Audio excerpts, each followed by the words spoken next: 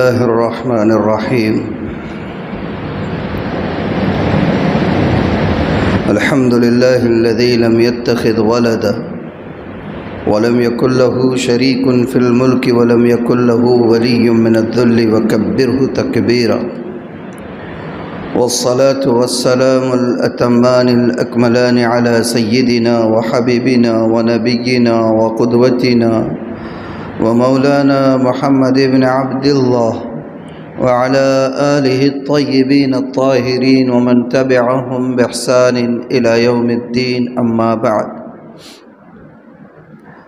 قال الله تبارك وتعالى: أعوذ بالله من الشيطان الرجيم. بسم الله الرحمن الرحيم.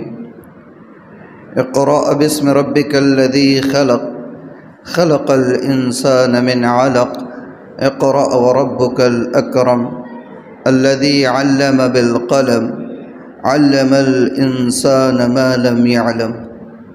صدق الله مولانا العظيم. وقال رسول الله صلى الله عليه وآله وسلم: إنما بعثت معلما. وقال عليه الصلاة والسلام: طلب العلم فريضة على كل مسلم ومسلمة، أو كما قال عليه الصلاة والسلام. قابل صد احترام بزرگوں، عزیز دوستوں اور بھائیوں، یہ بات میں بھی جانتا ہوں اور آپ بھی جانتے ہیں کہ انسانی تخلیق کا اور علم کا چولی دامن کا ساتھ ہے. انسان کی تخلیق اور علم دونوں کا چولی اور دامن کا ساتھ ہے. اللہ تعالیٰ نے حضرت آدم علیہ السلام کو پیدا فرمایا اور آدم اور حوا کو پیدا فرمانے کے بعد انسان اول یعنی ہمارے بابا حضرت آدم علیہ السلام کو سب سے پہلے جس نعمت سے سرفراز کیا وہ نعمت تھی علم کی. اللہ تعالیٰ نے آدم علیہ السلام کو پیدا فرمایا اور آدم کو پیدا فرمانے کے بعد جس نعمت سے سب سے پہلے سرفراز کیا وہ انہیں اشیاء کا علم دیا.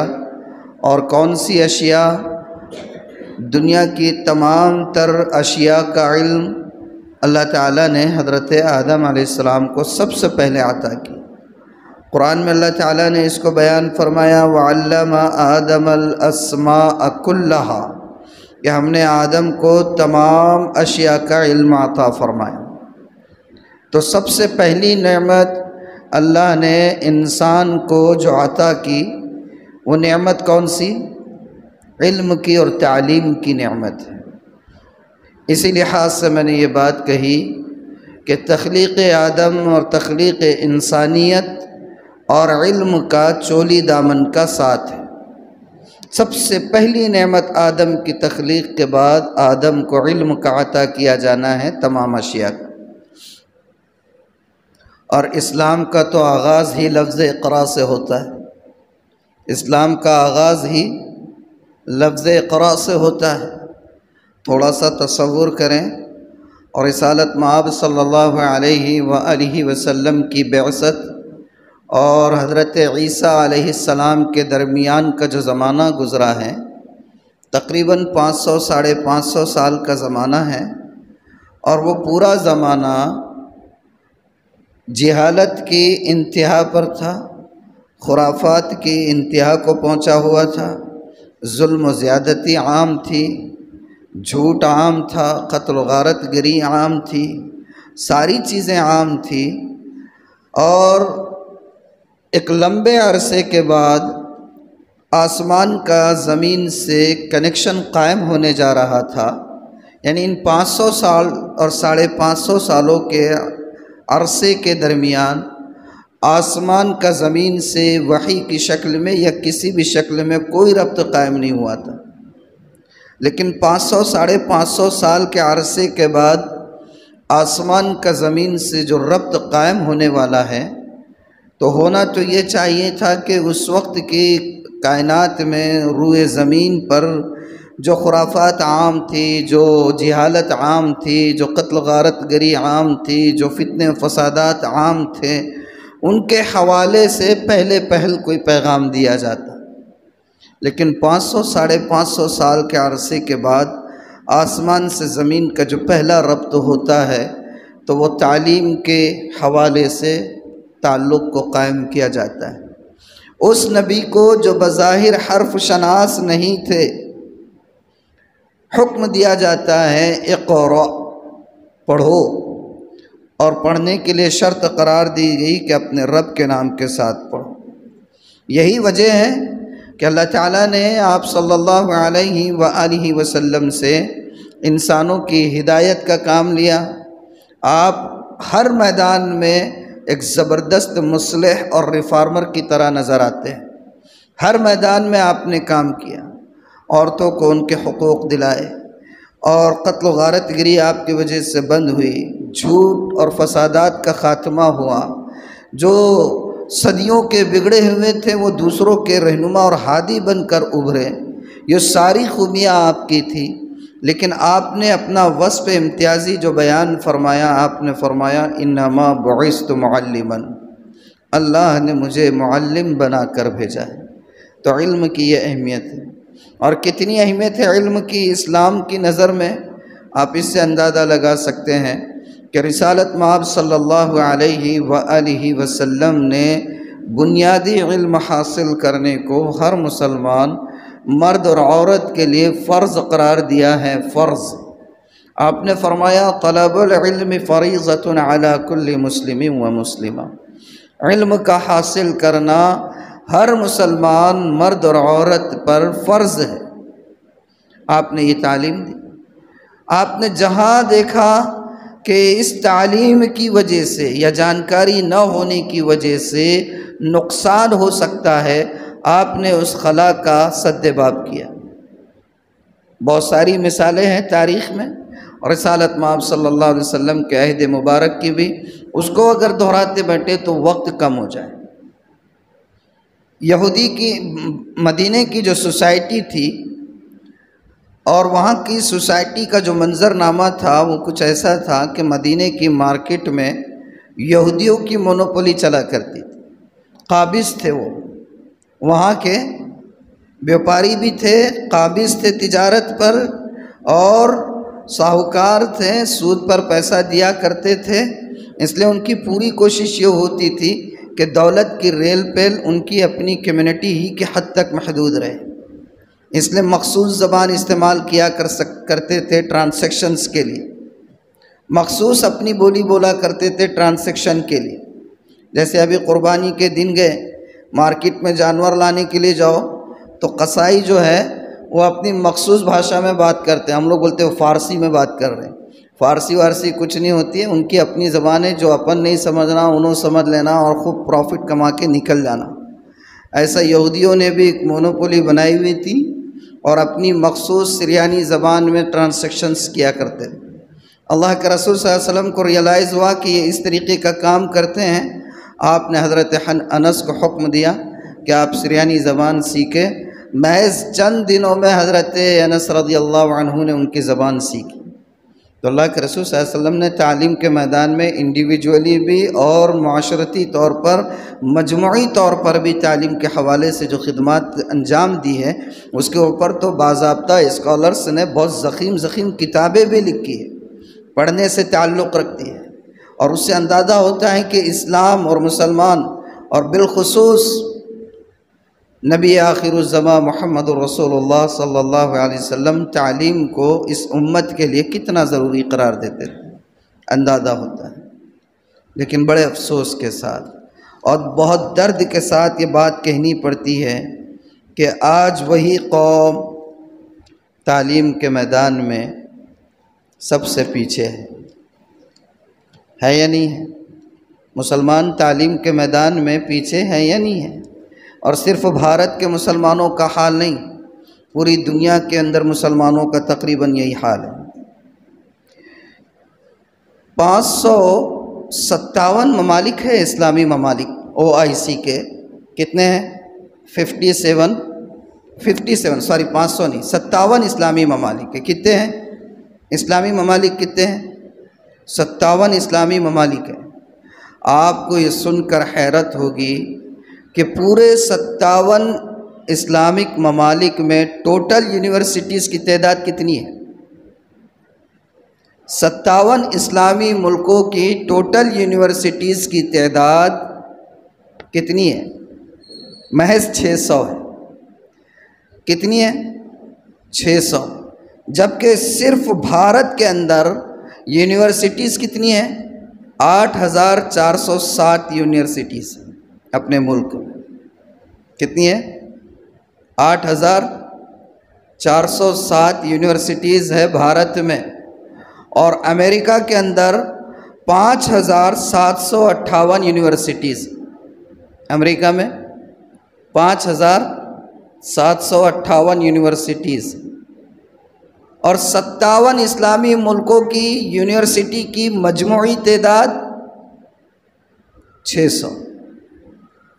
وہ قوم جس کے مذہب کا آغاز ہی لفظ اقرا سے ہوا، وہ قوم جس کے پروفٹ نے، جس کے پیغمبر نے کہا کہ انما بعثت معلما، وہ قوم جس کے پیغمبر نے کہا کہ طلب العلم فریضۃ علی کل مسلم و مسلمہ، اس کے پورے 57 ممالک کی یونیورسٹیز کی مجموعی تعداد جسٹ 600،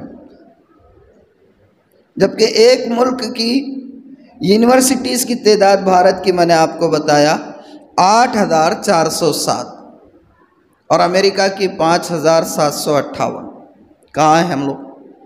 اور پھر جو یونیورسٹیز ہیں اسلامی ملکوں میں، ان کا بھی تعلیمی گراف اور تعلیمی معیار کیا ہے؟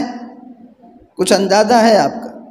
اس کا بھی تعلیمی گراف اور تعلیمی معیار کا حال یہ ہے کہ چین کی جیاؤتونگ یونیورسٹی نے آج سے 2-3 سال پہلے پورے دنیا بھر کی 500 ٹاپ یونیورسٹیز کی رینکنگ کی تھی۔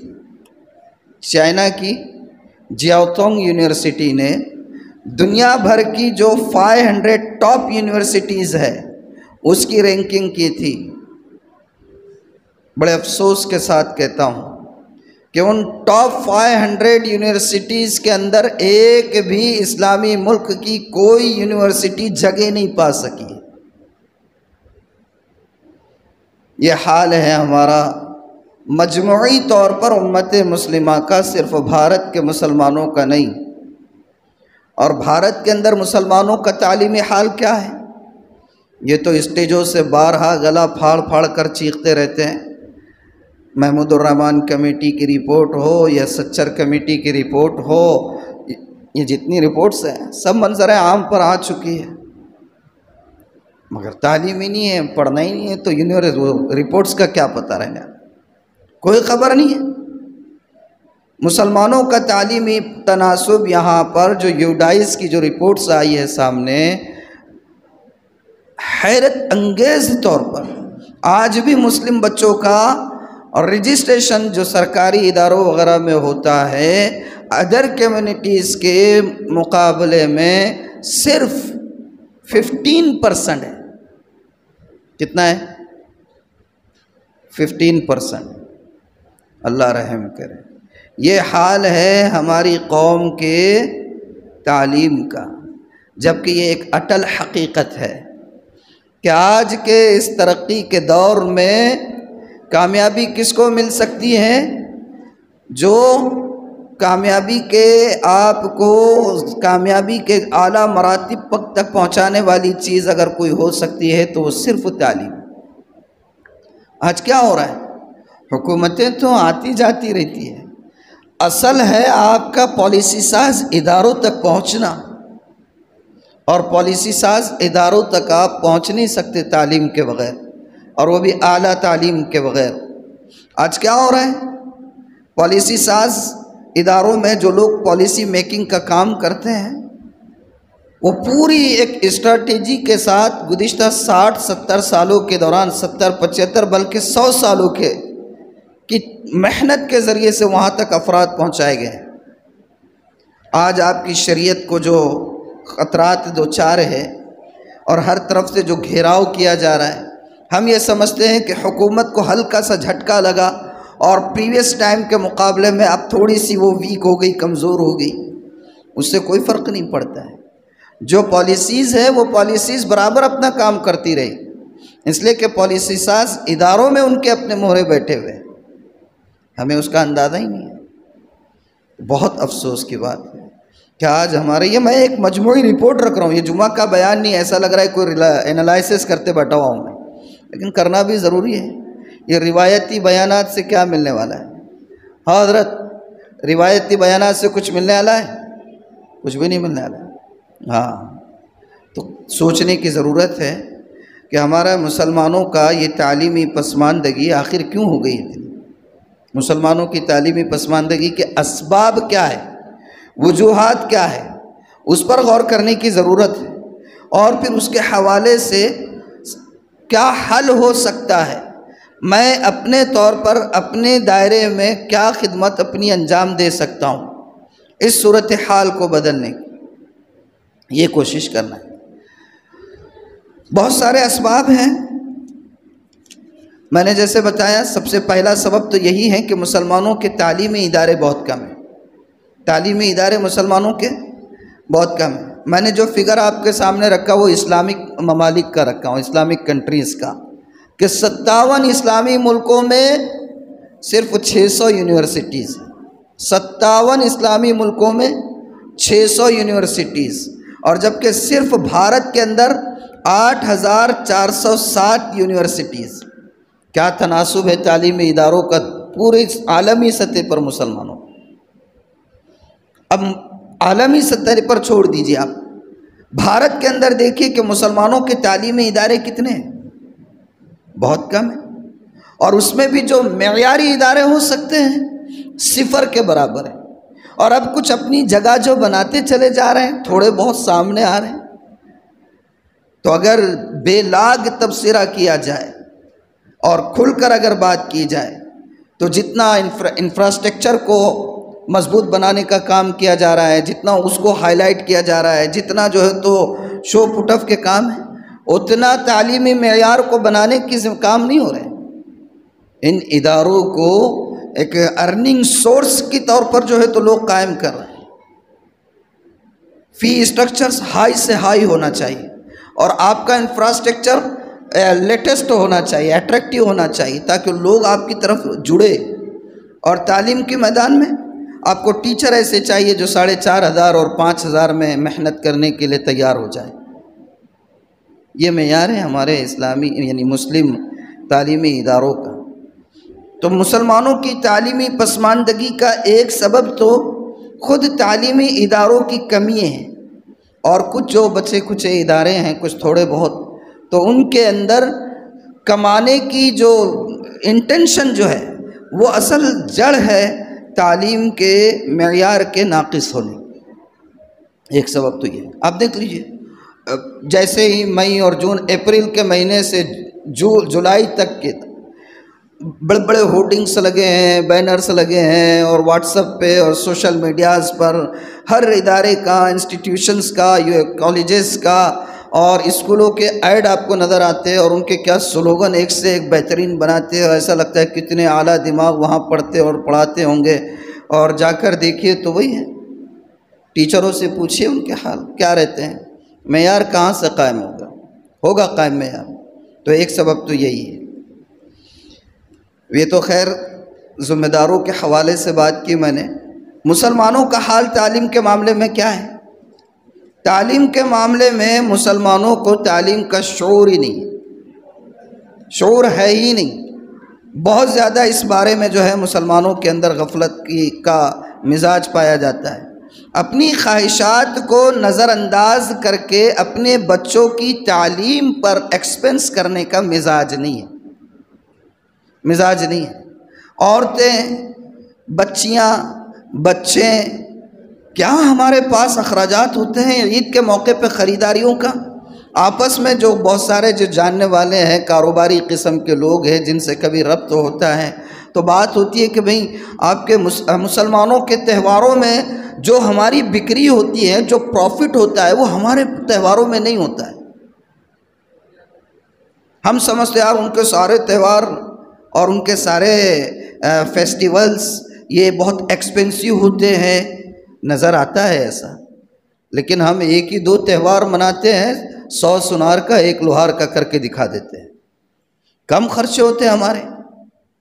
اللہ اکبر۔ تو اسراف، بے جا فضول خرچی، اپنی ڈیزائرز کو، اپنی خواہشات کو پیچھے ڈال کر بچوں کی تعلیم کے اوپر خرچ کرنے کا مزاج ہی نہیں ہے مزاج؟ اسکول میں دیکھیے آپ ایڈمیشن کے وقت باہر معلوم ہوا کہ اچھے اچھے گاڑیوں میں گھومنے والے اور ہفتے میں 2-3 مرتبہ جو ہے ہوٹلوں میں اور ڈھابوں پر جانے والے اور غیر ضروری اخراجات کرنے والے سالانہ اینول فیس کے لیے 500 روپے اور 1000 روپے کے لیے جو ہے تو مینجمنٹ سے اور اسکول سے بحث کرتے رہتے ہیں۔ اتنی کہاں سے دیں گے، ایسے کہاں سے ہوگا، ایسا کیا ہے، تم کیا بہت بڑا تیر مار رہی کیا، اور یہ لگا ہے کیا، سرخاب کے پر لگے ہیں کیا؟ مزاج ہی نہیں ہے، اس لیے کہ انہوں نے سمجھا ہی نہیں ہے کہ اس تعلیم کے ذریعے سے آگے جا کر کیا ملنے والا ہے۔ آج جو حاشیے پر لگائے گئے ہیں یہ نتیجہ نہیں، آؤٹ پٹ نہیں سمجھنے کا نتیجہ ہے۔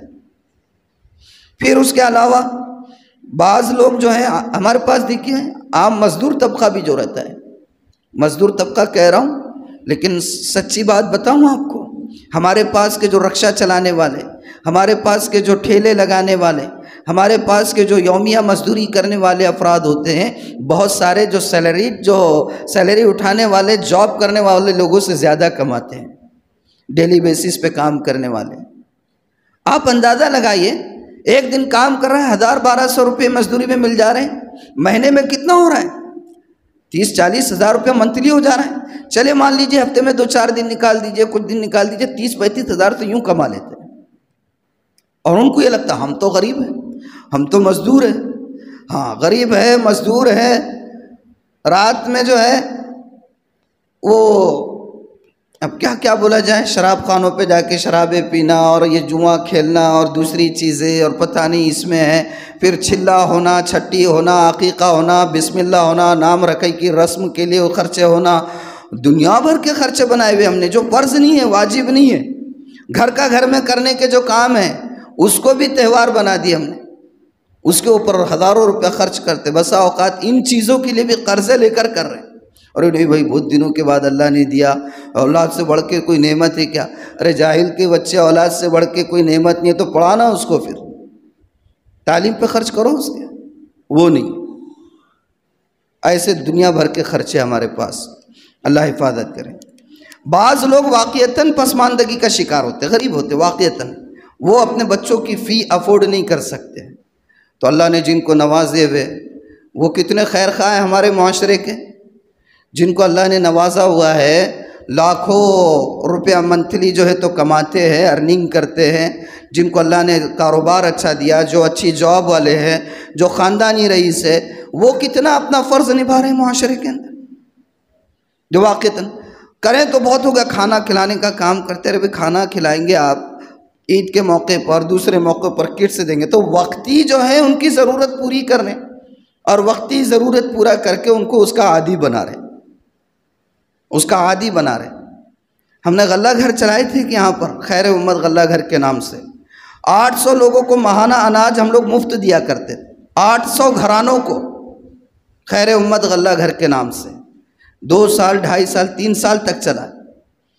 ہمیں یہ ریئلائز ہوا 1 سال کے بعد اس نتیجے پر ہم پہنچے کہ پہلی تاریخ میں جن کو ہم نے اناج دیا تھا 3 سال کے بعد بھی وہ اسی طرح مسکین بن کے آ رہا ہے، اس کی حالت بدلنے کا نام ہی نہیں لے رہی، بلکہ اور زیادہ لیزی ہو جا رہے، اور زیادہ سست ہو جا رہے، اور زیادہ سست ہو جا رہے، عادی ہو گئے پھکڑ کا کھانے کے، اور تھوڑا سخت لفظ بولوں، عادی ہو گئے حرام کا کھانے کے۔ یہ قوم کا حال ہے اپنے، اس لیے بہتر یہ ہے کہ اپنی ترجیحات کو بدلے، جن کو اللہ نے دیا ہوا ہے یہ خالی نمائش کرنے کے اور خوب کھانے کے اور خوب کھلانے کے کام مت کرو، اللہ کے بندو معاشرے میں کام اور بھی ہے، آپ اس پیسے کو یوٹیلائز کیجئے معاشرے کو مستحکم کرنے کے لیے، کتنے پسماندہ طبقات ایسے ہیں مسلمانوں کے جو اپنے بچوں کی فی افورڈ نہیں کر سکتے. آپ وہ پیسہ جو آپ بڑا کھانے پینے کا نظم کر رہے ہیں اس کو ادھر لگائیے. ایک بچہ بھی اگر آپ کے کسی کی آپ نے فیس مان لیجیے اپنے ذمے لے لی اور وہ آپ کے ذریعے سے تعلیم میں آگے بڑھ کر کامیاب ہو گیا تو اس کے پورے خاندان کا جو ہے تو کفیل بن کر کھڑا ہو. ترجیحات ہی نہیں. تو اس ترجیحات کو بدلے، اپنی پریورٹیز کو چینج کریں. آج ہمارے پاس سب سے بڑا جو فقدان ہے وہ پریورٹیز کا ہے. ہمیں پتہ ہی نہیں ہے کہاں کب کیا خرچ کرنا چاہیے، کیسے خرچ کرنا چاہیے. ہمارا مزاج تو یہ ہوتا ہے خرچ کریں گے لاکھ، ہم نام ہائی لائٹ ہونا چاہیے، نظر آنا چاہیے کہ فلاں نے یہ کام کیا ہے. دور سے چلتے ہوئے لوگوں نے پوچھنا چاہیے کہ بڑا جشن کیسا نظر آ رہا ہے. یہ ہمارا مزاج بنا ہوا ہے. کب تک؟ کیا زمانے کی مار دیکھ نہیں رہے ہم لوگ؟ آج مسلمان جس کے مذہب کا پہلا لفظ اقرا سے شروع ہوتا ہے وہ حاشیے پر ہے. کب تک یہ کریں گے؟ کتنے یعنی کہ کلپس دیکھنے میں آ رہے ہیں سوشل میڈیا کے، نوجوان بچیاں چھوٹی چھوٹی عمر کے یعنی کہ 25-30 سال کے اندر کی، کوئی آئی پی ایس بن کر آ رہا ہے، کوئی آئی اے ایس بن کر آ رہا ہے اور آن ڈیوٹی جا رہے ہیں. غیر مسلموں کی بچیاں اور بچے تعلیم کے میدان میں آگے بڑھ رہی ہیں اس لیے کہ ان کے پاس پریورٹیز ہیں، ان کے پاس ترجیحات ہیں. وہ جو ہے وقتی طور پر کٹ دینے کو بہت بڑا یہ نہیں سمجھتے کہ تیر مار لے رہے ہیں. نہیں، یہ تو آپ قوم کو لیزی بنا رہے ہیں، آپ قوم کو سست بنا رہے، بھکاری بنا رہے اور حرام کا کھانے کا عادی بنا رہے. تھوڑا معاف کیجئے گا، لہجہ تلخ ہو رہا ہوگا. تو ترجیحات کو بدلے. خاص طور پر جن کو اللہ نے نوازا ہے وہ اپنے ان ترجیحات کے اوپر توجہ دے. اللہ کے رسول صلی اللہ علیہ وسلم کے پاس ایک صحابہ آئے مانگنے کے لیے. آپ چاہتے تو دے سکتے تھے، کتنا آپ کے پاس جب بھی کوئی آتا آپ دے دیتے. انسانوں آپ سے بڑھ کر کوئی سائیکیٹرسٹ پیدا نہیں ہوا ہے دنیا میں. انسانوں کی نفسیات کو جانتے تھے، ماہرین نفسیات تھے. آپ نے ایک بار دیا، 2 بار دیا، دیکھ لیا کہ یہ معاملہ ختم نہیں ہوگا. آپ نے تیسری مرتبہ میں کہا کہ جاؤ کلاڑی ہے لے کر آؤ، لکڑیاں لے کر آؤ. پھر ان کو خرچ کرنے لگایا، کہا کہ 15 دن کے بعد آؤ. 15 دن کے بعد وہ آئے. پھر جو ہے تو جائزہ لیا، کہا کہ اب کیا صورتحال ہے. وہ کچھ ایکسٹرا پیسے لے کر آ گئے. تو بھائی اس معاشرے کو خود کفیل بنائے، بھکاری نہیں. معاشرے کو خود کفیل بنائے، بھکاری نہیں. معاشرے کو محنتی بنائے، مفت خور اور مفت خوری کا عادی نہیں. اس کی عادت ڈالے، ترجیحات کو بدلے. اور تعلیمی پسماندگی کی اب بہت ساری وجوہات ہیں. مجھے لگتا ہے کہ میرے پاس میں نے اس کو پوائنٹ سے بھی کیا ہے، لیکن اگر میں اس کو بیان کرتا چلے جاؤں تو بہت وقت ہو جائے گا. بہرحال ایک بات ذہن میں یہ رکھے، ایک بات یہ ذہن میں رکھے کہ انسانی تخلیق، جو میں نے شروع میں کہا تھا، انسانی تخلیق کا اور علم کا چولی دامن کا ساتھ ہے. انسانی تخلیق اور علم کا چولی دامن کا ساتھ ہے. پہلے انسان کو اللہ نے سب سے پہلی نعمت جس سے سرفراز کیا وہ علم کی نعمت تھی. اللہ نے کہا قرآن میں وَعَلَّمَ آدَمَ الْأَسْمَاءَ كُلَّهَا، آدم کو تمام اشیاء کا علم اللہ نے عطا کیا. اللہ نے عبادات نہیں کہا، اللہ نے دینی علوم نہیں کہا، اللہ نے کہا تمام علوم کا، تمام اشیاء کا علم آدم کو عطا کیا. اور سب سے پہلی نعمت جو آدم کو دی گئی ان کی تخلیق کے بعد وہ علم ہے. اور اسلام تو شروع ہوتا ہی ہے اقرا سے. آپ کی 1000 خوبیاں ہیں صلی اللہ علیہ وآلہ وسلم. آپ نے سب میدان میں کام کیا، لیکن آپ یہ کہتے ہیں انما بعثت معلما. بہت ساری ترجیحات ہو سکتی تھی، آپ نے ان ترجیحات کو امت پر فرض قرار نہیں دیا. آپ نے کہا طلب العلم فریضۃ علی کل مسلم و مسلم، فرض قرار دیا. تو ہم اپنی ترجیحات کو بدلے. ہمارے اطراف میں جو ایسے بچے ہیں، کتنا ڈراپ آؤٹ کا پرسنٹیج ہے ہمارا. اللہ، ایک تو آگے بڑھتے ہی نہیں ہیں بچے، پڑھتے نہیں ہمارے پاس. اگر کچھ پڑھ بھی لیے تو 7ویں 8ویں 10ویں تک، اور اب بہت اچھا رجحان تھوڑا سا چل نکلا ہے تو 12ویں تک، اور بہت ہو گیا تو گریجویشن تک. اس کے بعد کیا؟ اس کے بعد کیا؟ پھر معاشرے میں بیکار بن کے اتر جاتے ہیں، تعلیمی سلسلہ منقطع ہوتا ہے۔ بہت سے کورسز ہے جس کا فی اسٹرکچر ہائی ہوتا ہے، وہاں پر کام کرنے کی ضرورت ہوتی ہے ان لوگوں کو جن کو اللہ نے دیا ہوا ہے۔ حوصلہ بڑھائے ان لوگوں کا، امداد کرے ان کی، اور یہ کام کریں گے، اور اس حوصلوں کی وجہ سے اگر قوم آگے بڑھے گی، قسم خدائے پاک کہ اللہ ہماری نسلوں کو کبھی جو ہے افلاس کا شکار نہیں ہونے دے۔ یہ کام کرنے کی ضرورت ہے۔ اللہ کا کرم ہے کہ کچھ شعور اب بیدار سا ہونے لگا ہے۔ ایسا نہیں ہے کہ سطح سمندر پوری خاموش ہے، حرکت ہے، اور اس کی زندہ مثال یہ ہے کہ آپ کی اسی مسجد کی انتظامیہ کمیٹی نے یہ طے کیا ہے الحمدللہ کہ اس مرتبہ ہمارے پاس 10ویں اور 12ویں وغیرہ کے جو طلبہ پاس ہوئے اچھے نمبرات سے، ان کی تہنیت کا پروگرام ہم اس مسجد میں لیں گے انشاءاللہ۔ کہاں لیں گے؟ اسی مسجد میں لیں گے انشاءاللہ۔ اور جتنے بچے، اب ہماری مسجد کے اطراف میں تو بہت کم گھر ہوں گے، تو تھوڑا سا اس کے دائرے کو وسیع کر کے حلقہ غنیم پورہ، ہمارے دعوت و تبلیغ کے جو برادران جو کام کرتے ہیں، ہمارا حلقہ کہاں تک ہے جی حضرت؟ ہمارا حلقہ کہاں تک ہے جی؟ 4 مساجد۔ 4 مساجد کے اطراف میں جتنے بچے 10ویں اور 12ویں سے اچھے نمبرات سے کامیاب ہوئے ہیں، یا ان 4 مساجد کے اطراف میں جو بچے نیٹ وغیرہ میں پاس ہوئے ہیں، یا جو بچے عالم یا حافظ بن کر آئے ان 4 مساجد کے اطراف کے، ان کی تہنیت کا ایک پروگرام انشاءاللہ منعقد کیا جائے گا۔ اور کب ہوگا وہ پروگرام؟ وہ پروگرام ہوگا انشاءاللہ آنے والی 29 تاریخ کو۔ آنے والی 29 تاریخ کون سا دن ہے؟ سنیچر ہے نا؟ اور سنیچر کے دن کیوں رکھے؟ اس لیے کہ آپ کے علم میں ہے کہ ہمارے پاس ہر مہینے کے آخری سنیچر کو تفسیر ہوتی ہے، ماہانہ تفسیر۔ ماہانہ تفسیر اس دن ہوگی سنیچر کو انشاءاللہ عشاء کے بعد، اور پھر تفسیر کے اختتام پر وہ تہنیتی تقریب منعقد ہوگی۔ اب آپ کو کیا کرنا ہے؟ آپ کو یہاں سے جا کر دامن جھاڑ دینا ہے کہ میرے گھر سے کوئی بچہ 10ویں کا پاس نہیں ہوا ہے، اور دامن جھاڑ دینا ہے کہ میرے گھر سے کوئی بچہ 12ویں کا پاس نہیں ہوا ہے۔ تم جانو اور جن کے بچے پاس ہوئے وہ جانو۔ مولانا کو بہت زور ہے، کچھ بھی بولتے رہتے بیٹھ کے، کون کریں گا پھکڑ میں کام؟ ایسے ہی کرنا ہے؟ کیا کریں گے؟